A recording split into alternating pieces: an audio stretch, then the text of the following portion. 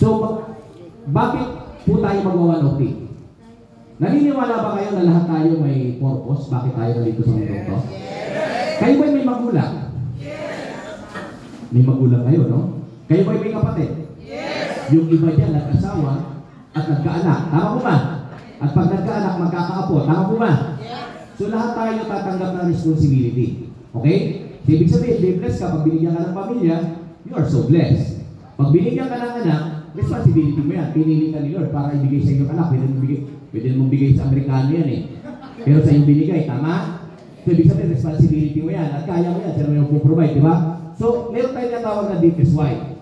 Eto, nandito yung bakit ka magwa-1OT. Number one, kapag nagkaroon ka ng oportunidad na magkaroon ng tinatawag na pamilya, ang unang-una na responsibility mo is i-provide yung basic needs ng pamilya mo. Tama ba? Yes. Bilang father di pamilya? Yes. Bilang ilaw ng tahanan? Tama po ba yun? Yes. Huwag mo iyaasa. Huwag mo iyaasa. Kaya mo yan. So, basic needs. Tama po? Ngayon, magkakaanak ka. Yung anak mo lalaki? Yes. Lalaki yan, di ba? Lalaki rin yung gastusin niya. Tama? Mangangarap ba sila? Yes. Kapatid, pangalawang level, ipoprovide mo yung pangarap nila. That is your responsibility. Now, kaya yan? Yes. So, kung mangangarap yung anak mo na kapatapos ng kolehiyo, gawan mo ng paraan. Kaya mo yan. Mangangarap ng bahay kasi nagsisiksikan kayo, gawan mo ng paraan. Tama ba? Kung nangangarap ng sasakyan kasi maulan, mainit, hirap din ang sakripisyo. Tama ba? So, ibig sabihin, gawan mo ng paraan. Kaya dumating sa buhay mo si Juan Ukti, baka kasi nangangarap na yung pamilya mo. Nakanya mo? Kasi naniniwala ako na kung basic needs pa lang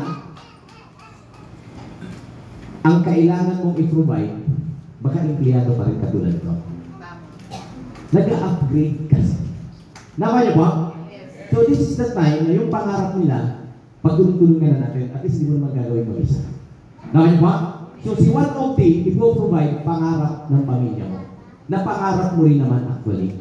Nakaya po point ko? So, second level ng deepest why mo. Huwag mo iasa to sa ibang tao. Pamilya mo yan. Anak mo yan eh. Ikaw na gumawa. Kasi baka madelay pa kung ibang tao pa yung gagawa eh. Tama ba? Tanggapin mo na yung responsibilidad mo. Nandiyan naman si Lord eh. So, pangatlo po, okay? Ng deepest why natin, tulungan mo yung ibang tao para makuha naman niya yung pangarap niya. Kaya ka inuna. Kaya ka inuna kasi pwedeng after 6 months, after a year, may sasali na nangangarap din. Dahil nagawa mo na, mas madali mo na may pagawa sa kanila. Lawa niyo ba? So malalim, no? Malalim pala ang responsibility ng bawat isa sa atin.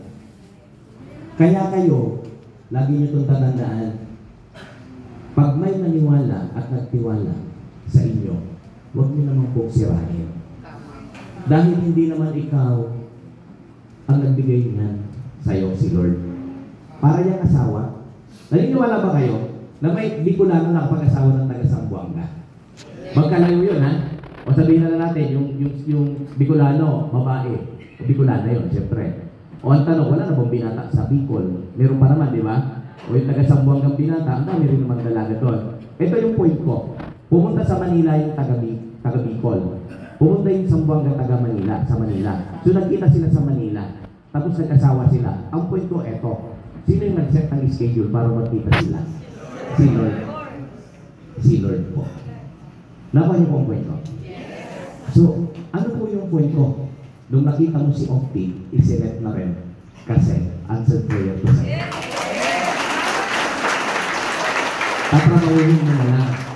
Ay, complete package. Bago ka nga sumali, meron nang yumaman sa Okti para meron na tayong gagayahin eh. Alam na natin ang gagawin, may magtuturo na eh. Tama po? So, complete package kasi parang hindi ka maligaw kasi answered prayer nga eh. Ang nagkakamali, yung outline. Hindi man lang kinonsider na yung taong ibinigay sa kanya, ipinagkatiwala sa kanya para gamitin siya na maging, oy, bakit kayo tumatawa? Ay, nakakatawa ba siya sabi ba? Gusto, pag umatin ng training, tahimik mo na. Mamaya na kayo mag-usap. Pero alam mo, relate ka. Oo. Awag kang mababayaan. Ay di magpapirmahan ka, tapos mabarangay mo, kung pinabayaan ka. Pwede naman yun eh, mag-waiver ka. Ikaw ay sumisumpa na kapag pinabayaan ko siya, ako ay makukulong ng 6 na buwan na walang kain. At least, magpapirmahan kayo sa barangay. At least. Okay naman, nasunod na.